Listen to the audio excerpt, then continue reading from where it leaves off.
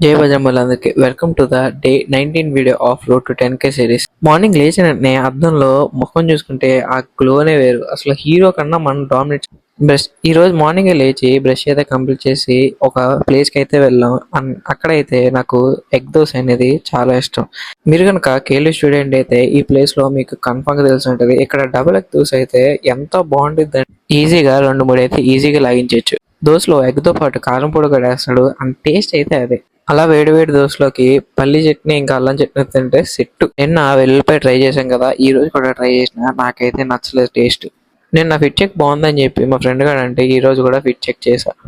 Time అయితే 1 అవుతుందని చెప్పి వెళ్ళి మన ఫేవరెట్ స్పాట్ లో కిచెన్ అయితే తీసుకొచ్చేసా. అండ్ ఇదైతే 2 వారాలు అయింది తినక. టేస్ట్ యాజ్ యూజువల్ గా ఓజీలా తినేసినాక ఈ రోజు ఒక 1 అవర్ అయితే వాకింగ్ చేసా. అండ్ ఎందుకంటే హెవీ అయిపోయింది, అసలు పొట్ట కదల్సినంత తినేసా.